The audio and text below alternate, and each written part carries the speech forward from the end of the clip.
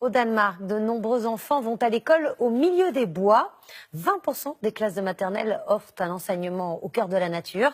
Pas de salle de classe, pas de cours de récréation. Été comme hiver, les enfants sont dehors. Ils grimpent aux arbres et coupent du bois. Reportage de Valérie Hortel et Philippe Maire. C'est un petit coin de forêt où les bûcherons sont hauts comme 3 pommes. Ici, les spaghettis sont les meilleurs du monde. Pas besoin de permission pour grimper aux arbres. L'école au milieu des bois, une tradition au Danemark. 2 maternelles sur 10 font classe dans la forêt. Est-ce un exemple à suivre? Dans cette école des bois, on déchiffre l'alphabet comme chez nous. Clara, montre-moi le A, s'il te plaît. Et il y a surtout la nature. 9 heures. Les lutins sont déjà à pied d'œuvre. Et voici leur chef, le directeur de l'école. Ça bosse ici. C'est une vraie scierie. On enlève l'écorce, c'est pour réparer le bac à sable.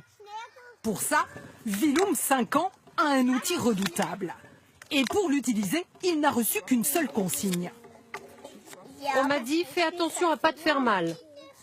Pour obtenir ce couteau, il a su gagner la confiance de son instituteur. Ils doivent apprendre à se servir du couteau.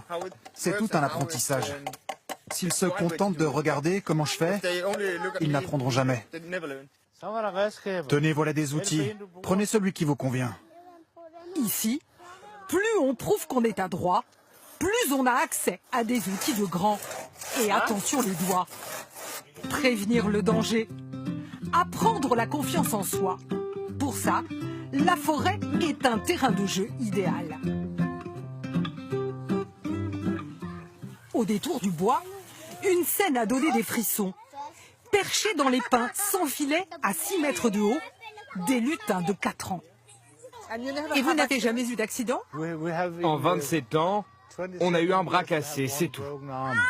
Ils sont libres, mais sous surveillance. Et c'est justement ça qui plaît aux parents. Vous savez que votre fils grimpe à 6 mètres de haut tout seul dans les arbres? Oui, je sais. Et ça ne vous inquiète pas? Non, pas du tout. Il fait ça depuis 2 ans et il n'est jamais tombé. Des parents pas plus inquiets de savoir leurs enfants dehors tout l'hiver. Mais l'hiver dehors, il fait froid. Oui, mais on les habille. Et quand il pleut? Bah, on met des vêtements de pluie. C'est pas un problème. L'école dans la nature. Une idée de la pédagogue Ella Flatau dans les années 50. Les femmes se mettent à travailler. Elles ne gardent plus les enfants à la maison. Les écoles saturent. La forêt, c'est la solution pour accueillir plus d'élèves. Des maternelles comme celle-ci, le Danemark en compte plus de 700. Et même les villes s'y mettent, comme ici, à Copenhague. La toilette du soir, pas du luxe pour Vilma. Elle va à l'école de la forêt. Pour cette famille, c'est une question de bon air. Je dirais qu'elle est un peu moins malade que si elle allait à une maternelle classique. J'adore quand elle rentre toute sale de l'école. Un quart d'heure de vélo tous les matins jusqu'à l'école. Puis, une demi-heure d'autocar. Pour Vilma, la clé du bonheur.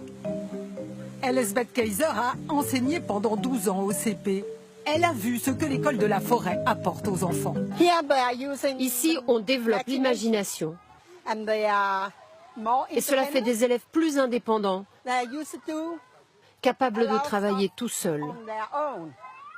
Et le concept s'exporte des maternelles à la danoise, en pleine nature comme celle-ci. Il y en a aujourd'hui en Allemagne et jusqu'en Australie. Ce n'est peut-être qu'un début.